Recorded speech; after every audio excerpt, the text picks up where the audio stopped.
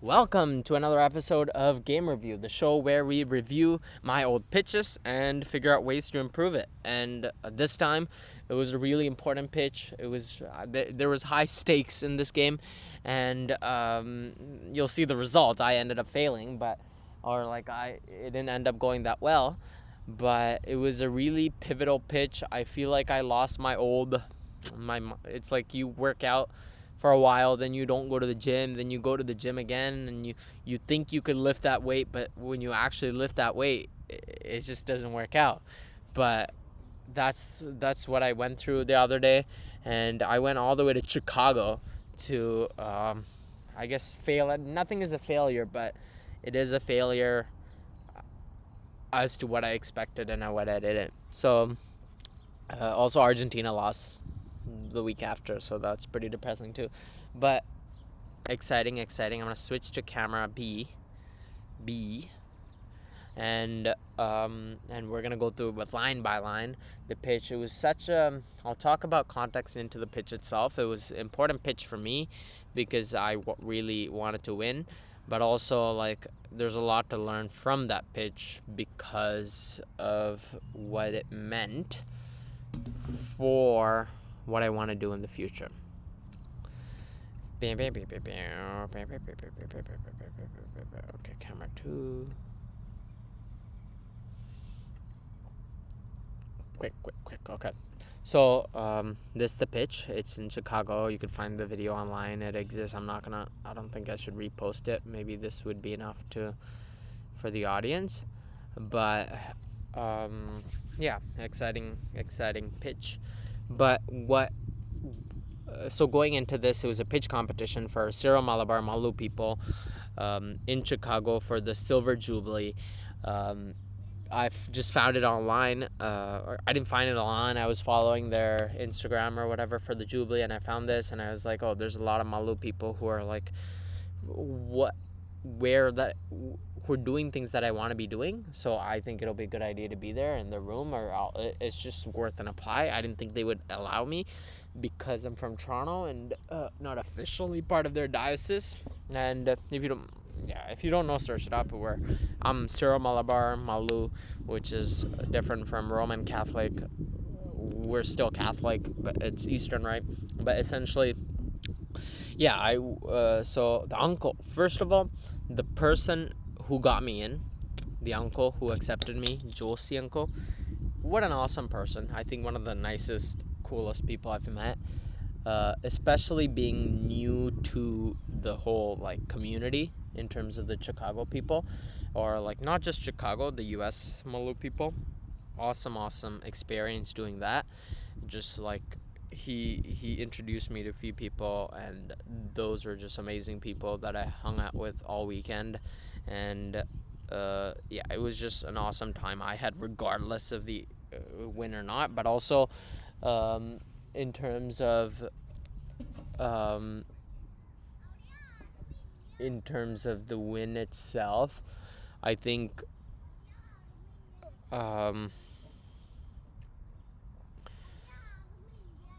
yeah, I just put more pressure on myself to perform in that pitch, but also, like, again, I procrastinated a lot going into the pitch. The MVP was really shitty, and it came in at the last minute, and the confidence wasn't there as I'd like. I was really upset after the pitch, just because I didn't perform the way that I wanted to deliver it, and also that I lost, but also like I couldn't fathom. There's like a video of me like just like not crying, but like really upset that I can fathom losing. Not that I can't fathom losing.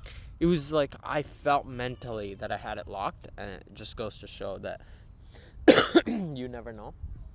But also, like, there's like some aspects of it where I was an asshole and I made a mistake, and I just didn't do it properly. Enough of me just rambling, but let's just go into the pitch. This is voice agents again, and for context, there's a bit of a problem with the pivot where I didn't know if I should do pre-pivot, post-pivot sort of angle on the pitch itself, but I had a lot of most of the work I've done was before pre-pivot, so I had to just double down on that. So there's a mistake there.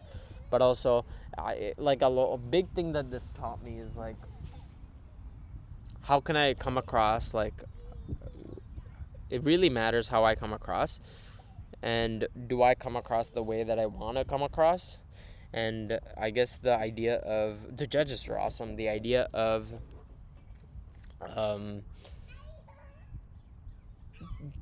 doing something that I want to be doing. I don't know. It just really comes to think. I've been doing voice agents for a bit, but I don't know. Is this the type of people I want to be talking to, or the type of like interactions I want to be doing? So that's just something there. But okay. Time they miss Hopefully a you call. could hear audio. Whether they're working, plumbing, doing whatever it is, each time they miss a call, they lose $78, which is 3 calls a week. That's more than $6,500 in lost revenue. So it's. Yeah, I'm gonna speed it up because it's just really sad otherwise. Or like, one, the beginning part. There's an old pitch of mine where I start really like slow, in terms of I should have started faster, meaning like $68. $68 is how much each time Joey loses each time he's missed a call. But I said I missed the word sentence here. That's more than $6,500 in lost revenue. So it's not just in. And also the whole thing with like telling them to switch a thing. I should have brought my own stick. That threw me off a little bit, and that wasn't the right play to move. In independent contractors, local services, and tradespeople, 80% of. I should have had that in the back of my head. Their interactions still happen by phone. So it's an untapped market, and also just rewatching this is pain, just absolute pain. But now it's been like 2 weeks, so it's much easier. But like the day of, like I could not. Means there's a lot of growth for disruption, and that's why we created Avalon, a 24-hour AI voice agent that monitors your call, accesses your inbox, plugs it into your job or CRM or tech. This sentence should have been power, just absolute power.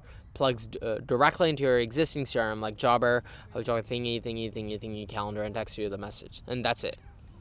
See the message and also major issue. Throughout this whole thing, I was looking down.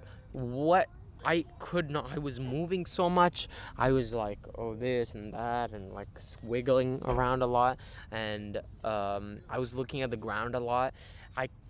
Just like the pain of like the dumbass idea of like, why did I do that? And also I came across from what I think I came across so nerdy, and that's fine. But when you're selling, nerdy is fine when it's more like YC, or when it's more like earnest hacker sort of pitching.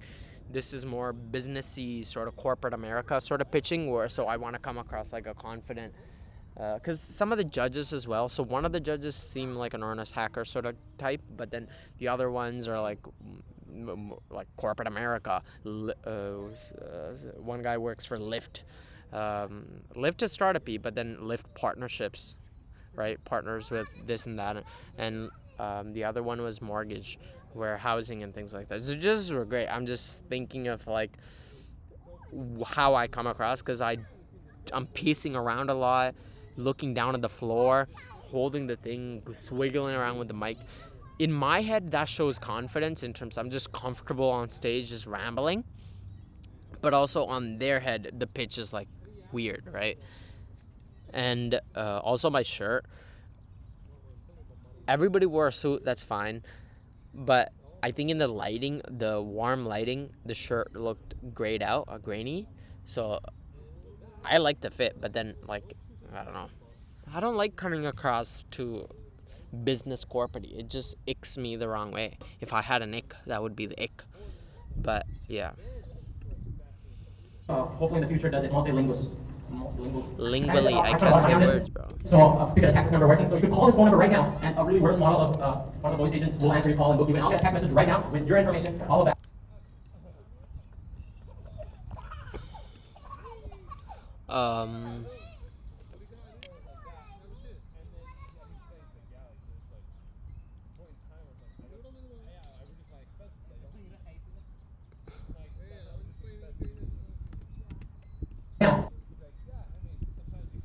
really worst model of one of the voice agents will answer your call and book you in. I'll get a text message right now with your information, all of that. Oh no. And I'll show the number again at the end. So yeah, it's not but three-step process of how our thing works right now. So your call comes in. Okay, that part was fine, but there's 2 E's in emergencies. And you either have 3 options, right? One, there is the emergency detection. That's where somebody's calling at 11 p.m. There's an there. They could call to just book an appointment for tomorrow, or they could call because my plumbing is exploding and I need help right now. As a plumber, I don't want to miss out on golden opportunities to upcharge. So you would want that first and send you right now. And that's step 1. Or the other question is, can you directly plug it into their CRMs? I mean, book that into their schedule, calendar, or whatever. But I'll get into this later. We pivoted a bit from the job integration for now because we found that the guys we are working with right now just want SMS and they don't have CRM. Then the other thing is we have a vector knowledge base enabled where it learns all about your business and it's able to do. Look, this when I'm thinking, I like to look down or up or like roll my eyes up in terms of when it's smart, brainy thinking, right? When I'm like, estimations. That's one of the most time-consuming things a plumber and a contractor has to do. So, close to accurate quote estimations of how much something will cost based on the distance.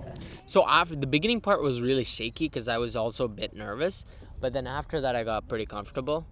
And in terms of validation, so I'm obsessed with. So I've been working on voice agents for a really long time. And, so the validation was 20% of the pitch. So I try to make a slide for its own and what I've done so far, but then the big problem there was, I guess in terms of my main competition for the pitch itself, had users on the app itself. It was an app, right? It was a fitness app, and he had existing users that were paying, right? And that was a big, in terms of plus point for them.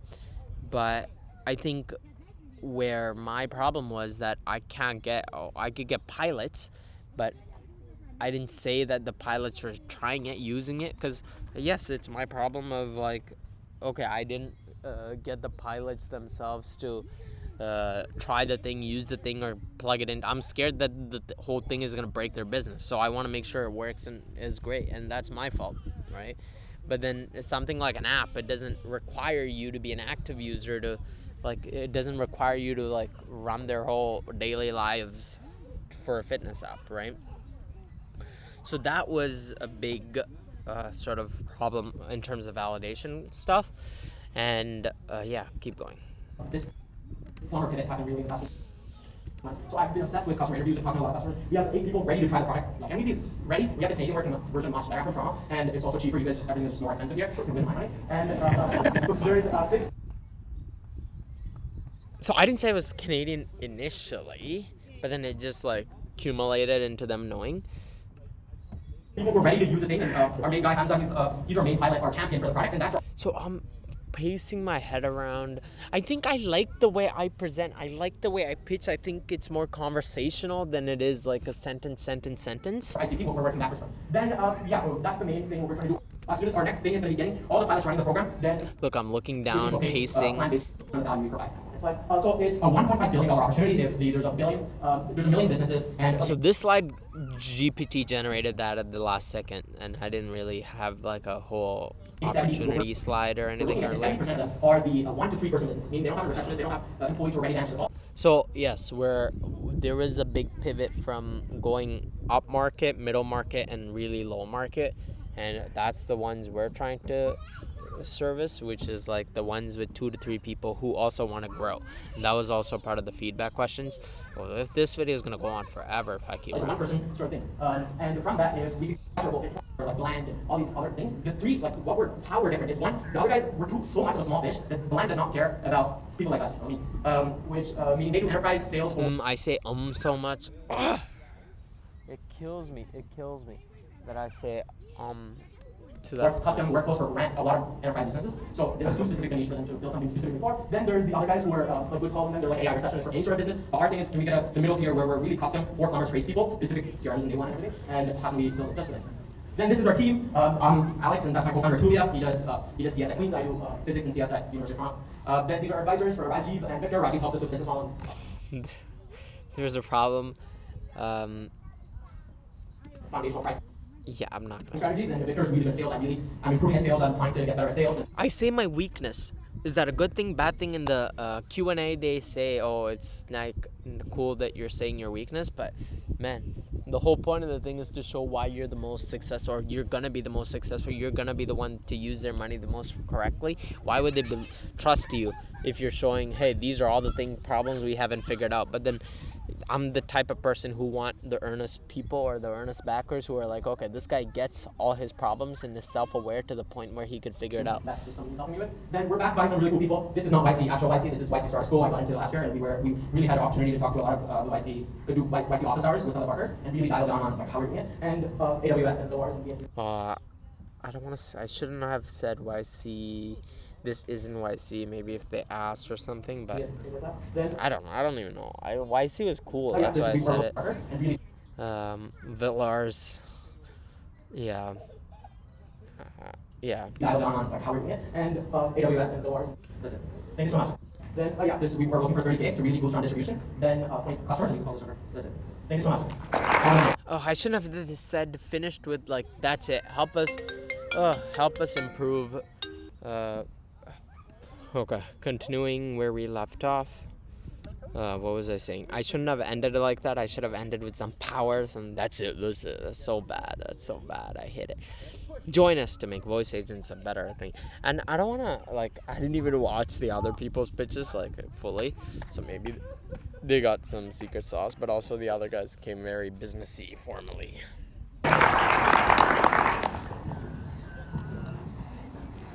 Great job.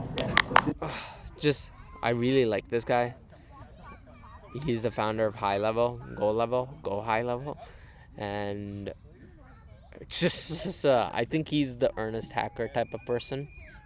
He bootstrapped his whole business, and I just go bald?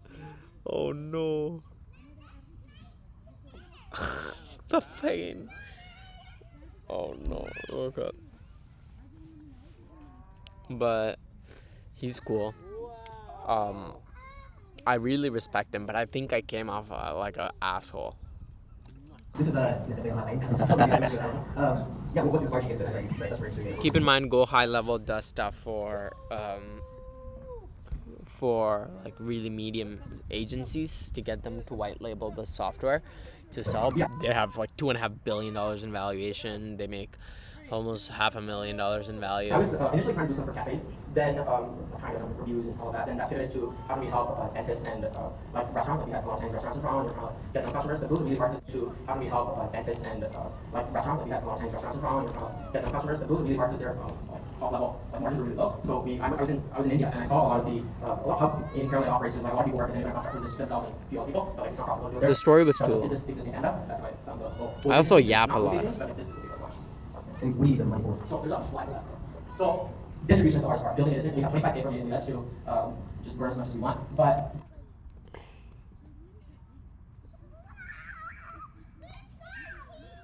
distribution is I used to do a lot of consumer stuff, and I know like the world of marketing, the food and marketing, but it's a total different beast. Enterprise sort of like business sales. So our biggest thing we've seen is going to trade shows and that sort of stuff. And that's my biggest problem. I'm just saying. Really hard to get booth and expensive to get booth and that sort of stuff. And distribution is something you want to spend money to get better. Great job. I actually love the niche. There's companies like Service Tech that have like carved out. This guy has, like, he's not gonna watch this video because he doesn't care, but like he has the type of charisma I want. I'm just gonna say it. And he's really good at what he does. He does partnerships, and I could tell he's good at partnerships. And I was just sitting, even before the pitch itself, I was just sitting downstairs in the lobby. This is like a Marriott, keep in mind. And I just saw some Rizzy guy come in and interact with all these people. And he was good at what he does. I could tell. Like, he knows.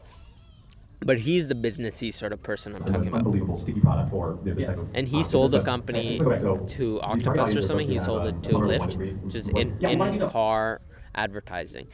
Block code of the 1 to 3 employee owners. Being like fully operating the thing from our thing that's available. So just a thought, right? So I understand the value you're bringing to that side of the plumber. Never miss call, never miss opportunity. All right, AI agency and value things. Sort of you can charge. And you get in 3 hours. What about is my stance good? I don't know. I think it's fine. For the customer? Like, what are they getting out of this? This was a really hard question. I didn't know what to say. the only thing that came to my mind is probably like you get voice agents answering your call 24 hours, and a lot of this is like, how many times have I heard this question? How many times can I fix it? Drivers who kind of like bid, right? Like whoever gets it first gets down, right? So we thought about like what can you do to make this so awesome for the customer who has the broken pipe? Exactly. So you mean the Oh, why am I looking there? Why am I not looking at him? customer who's calling the phone? Correct. Yeah. So I think the main value prop for them is one, you don't have to do the whole like you gotta call. A lot of calls now have to be at 9, 5 p.m. Just so bad. Just the artistic way I say it. Artistic. What I'm trying to get at is like the customer is like my house is leaking, right? So I actually don't want to do a voicemail. I want someone to actually do it. So then why not have something that solves the customers? Like this call goes out to multiple plumbers in the area because you didn't answer. Then we would use marketplace. I really like this thought. And we would have marketplace issue. Yeah, to each of the businesses or you do. I guess yeah, you would be distributor to a bunch of businesses. That would be how you sell in different areas. Yeah, I mean, just to piggyback on that, it's a very competitive market. What do you feel like you're going to invest at? The distribution or the product? I think coming in out of all the other backgrounds. This is, I'm just murdering myself here. I think what we want to, I guess, we're not going to go product, but what we want to do with it is how do we build anything that just solves the right problem for the 2 to 3 person business and So just to take some background, so service type and services the top 1% of all operators. Yeah. For them, it's picking up the phone and calling them, and then when they miss a call, you wait for them to call you back 2 days later and saying, hey, does that product really matter or is it distribution? You get some the lower level. Starting with, I know like it's hard, like the distribution is what we're like in terms of struggling with initially. So there's like a bit of time where we have like I'm just working with I know like a VC startup that's funded. We were trying to do the feedback aspect. Okay. I know there's like different tangents. This a big problem as well. I'm just gonna be honest. I had a friend who has a venture-backed startup, and I just like talked to him right before the pitch, so I just wanted to plug that in there somewhere, in terms of like that I'm working with this guy, and we're trying to do feedback for his thing, and this shows like I think it's bad because when it shows like my split-mindedness in terms of like the company itself to the how we're not actually solving a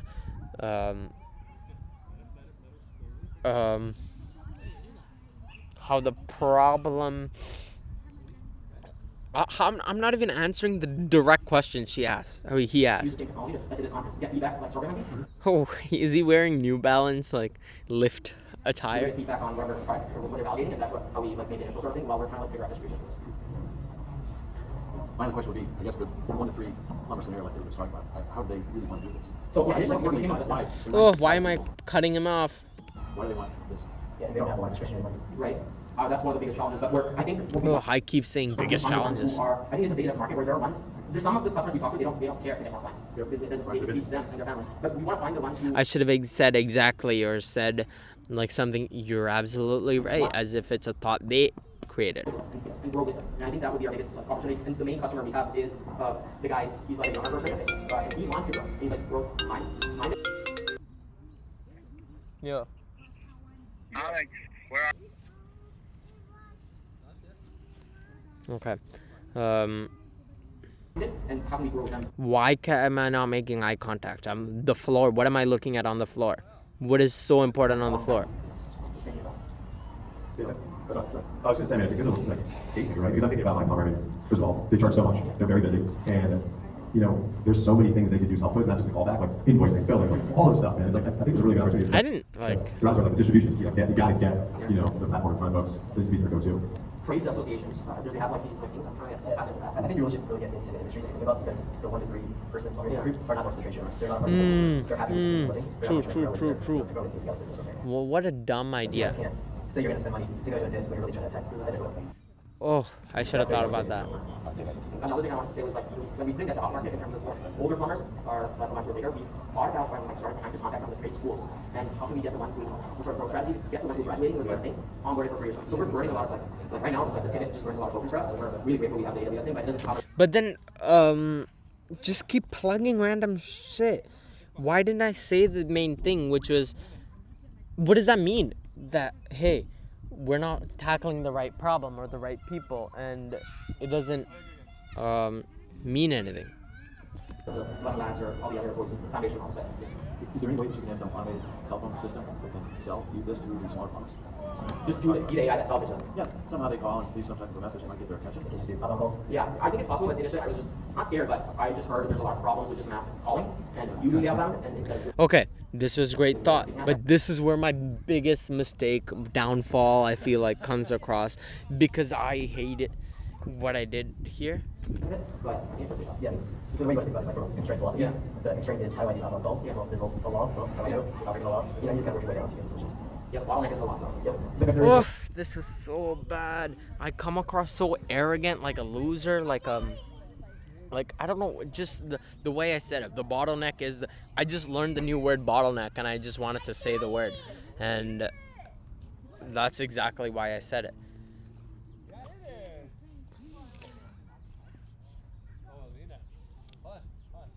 And the why, bro, the why. It was a great thought. I could have just said, hey, you're right. And like be earnest hackery, sort of like, oh, I need to figure out how to get around the law. And he's right. And it's easy. And it's not like I can't figure out a way. But then, because I know people already who do that. But then the problem is, why? Oh, the bottleneck is the law. Just absolute arrogance. And what am I doing there thinking? So, right? The question is how do you accomplish it? Great job. And also appreciate it. Oh, just the last part. Just why? Oh, it's so bad. It just kills me. Like just standing there rubbing my head, looking at the wall, just like, oh, hey, I should think about. I need some sort of words Clearly been to. out there trying to figure this out. So kudos. I enjoy the fact that you said it's costing me a lot of money. Clearly been out there trying to figure this out. So kudos. Thank you. I hope people like that You part. said it's costing me a lot of money. So you're in the all day, kind of like figure out buy like a number and use it for taxes. But just even the last part, I could have made more eye contact in terms of like, oh yeah, just even the joke itself. I think I came off like a wannabe cool guy, or who thinks he's better than, and I did, and I think I went into it thinking that I could like win much easier than it is, much like in terms of like, hey, like the audience isn't the type of audience that I'm looking for, or in terms of like my type of like the joke. Even in the jokes, it wasn't like the type that I wanted. You know what I mean? I don't know what I mean, but at the end of the day, you live and learn. It's just sad that I lost, but then again, the pain of losing money, it's fine. You know, it was non-dilutive grants. I need to figure out, you know, how God says you never give a man, you teach a man how to fish, not give a man a bunch of fish. So that's what happened today, or a few weeks ago, where I was strictly taught you're not gonna get free fish. You gotta go learn how to fish yourself by getting customers. I do everything else but get customers. So that's the main problem. You know, I feel like if I had a bunch of customers that were paying actual money, it was a done deal. But then if I had that, why would I even come to this thing?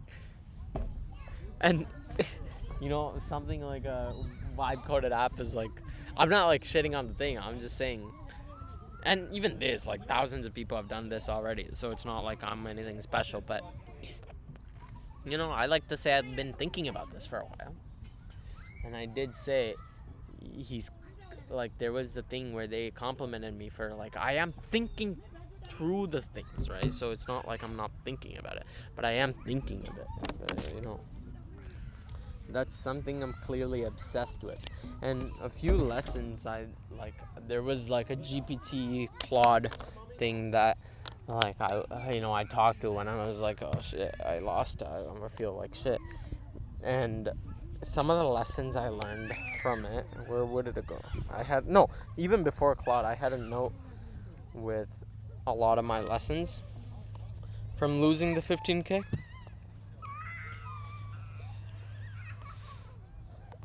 One, I just have a list. Yeah, the people were really, really, really nice, and I'm hoping, you know, the high level guy didn't think I'm an asshole. I think I would really like to, Robbins Alex, I would really like to pick his brain. You know what I mean? And how I think about it is like, I'm not gonna. Okay, I don't think anybody watches it. Maybe my ops watch this, but there is something about the close-knit community space sort of thing. I really like the other entrepreneurial people. They did say they're starting like a venture sort of thingy. That was pretty interesting. In terms of my thing, lessons about myself is that I need to not stay humble. It's more like the outcome doesn't matter, the process matters. But then again, even like there was a big problem before the pitch itself. I felt like I had prepared for the pitch because I know this product, right? I know the thing, but then I should have practiced it a few times. So in terms of like practicing it during there's high pressure practice is different from like it should have been somewhat more scripted than it was. Then what else? There's a bit of problem there. I was leaning into the nerdiness a bit too much. The Toronto thing, I don't know if it was the best idea to like, best idea to say that I'm from Toronto all the time. Why am I saying?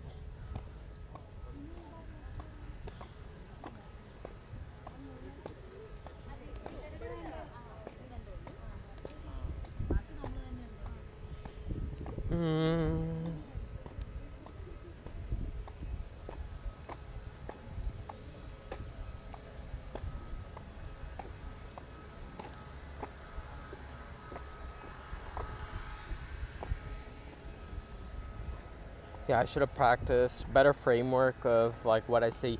But then I don't regret saying yes to it. It's more like I should have practiced much more and not procrastinated. Real traction is super important, not all this fake traction. It doesn't matter, but at the end of the day, if you only have fake traction, what do?